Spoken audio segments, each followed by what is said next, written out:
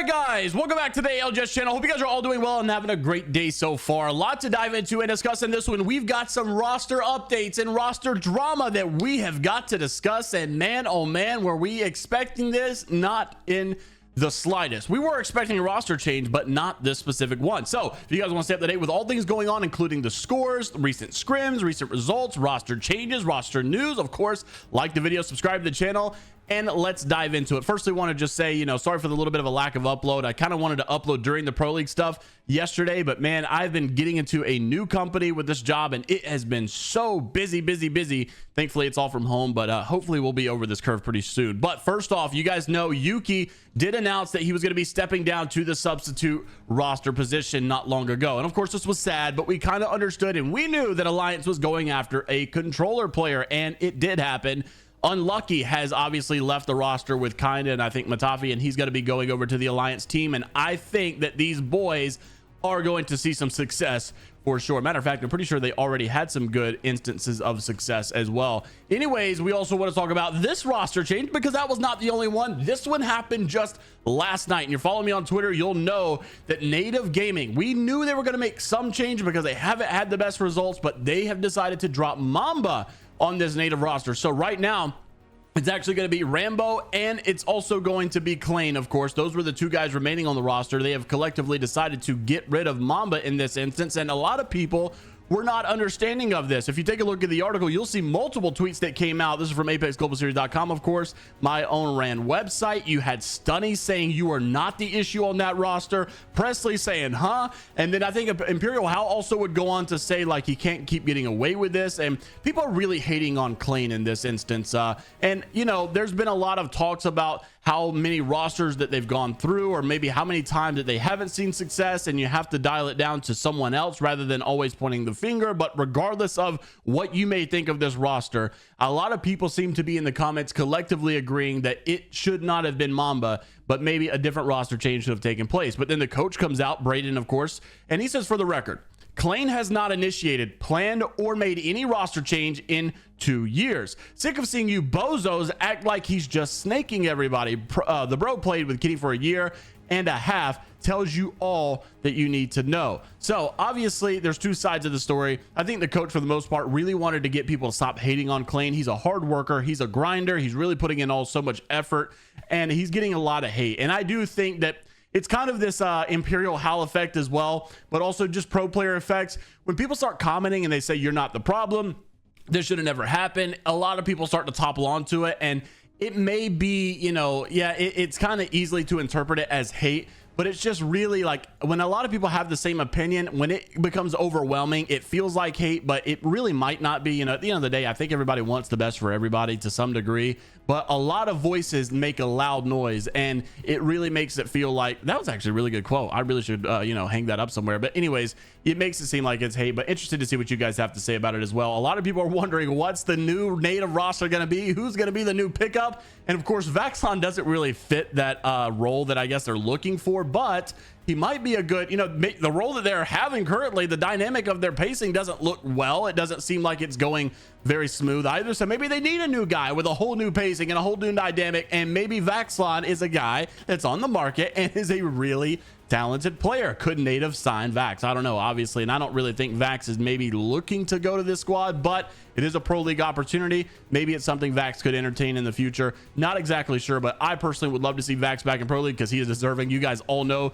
especially with the roster news that happened not long ago with Furia, I would love to see it take place. But of course, stay tuned to see what exactly happens. Also want to go over some of these standing updates. If you guys did not watch pro league in the last weekend, of course, we did get some news that not only is Dark Zero still in first, but you now have a tie with TSM and LG in second place. SSG also making a jump, and their roster has been doing really solid as well. Elevate still up in the top 5. This team has just literally preached consistency. They're consistent in scrims, they're consistent in pro league, they've just consistently been doing very consistent. Also, Oxygen Esports made a jump after their win in their match not long ago, so really good on them. Complexity is shocking for me. Really love it for this team though. And then Moist Furia. And also, if you guys have not seen, we're working on something, a little bit of a feature on our Apex Global Series website for rankings as well. It's going to be a little bit different and super fun as well. Now let's take a look at the EMEA scene. Element 6 has been a shocker for me. Not only did they win their first group, but they've also been looking good in recent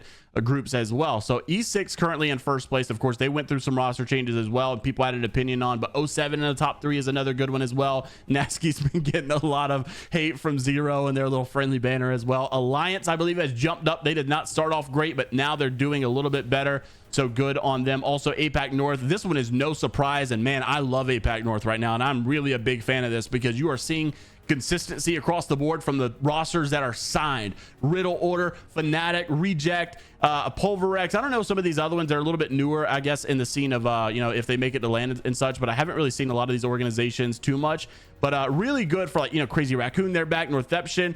All these guys have pretty much stayed consistent throughout Pro League, and they're all the top organizations are kind of on the top. We've talked about this in the past. Area 310 is probably the only one that I recognize from LAN that's not really doing amazing right now, so hopefully they'll turn that up soon. And then APAC South, Legends Gaming still in first. Of course, some of these guys have only played 4, some of these have played 3. Wonton Dumpling right now look really solid considering they've only played 3 and they're in 3rd place.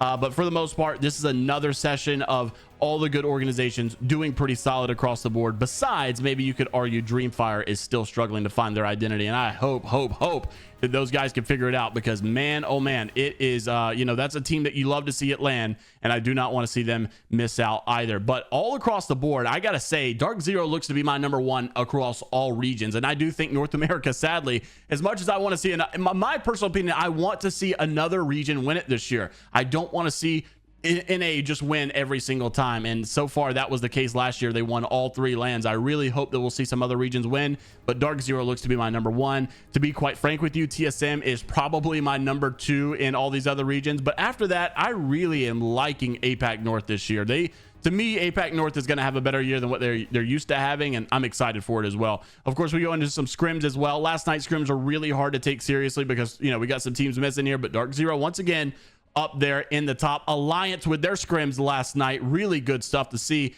I love this new Alliance roster. Not only did they win their scrim set, but they dominated with 138 points, and this is really nice for those guys, and I'm very excited to see how they move on in the future as well. Also, Electrify, Steel, and Aurora, just another good session of these higher tier, higher level organizations consistently doing well, besides E6, of course, which and 07 that I guess are in the 1st and 3rd place in the Pro League. So just as we wrap the video up, we got a really funny video regarding some teams and how they actually had to overcome some looting obstacles. You're not going to believe this. One of the craziest stories I've heard in Apex esports in my entire life. Of course, like the video, subscribe to the channel if you guys want to stay up to date with all things going on in the Apex Legends esports scene. A lot of changes coming that we're going to be covering probably in tomorrow's video, with new metas coming very shortly as well. So until the next time, we'll see you all later, Gators.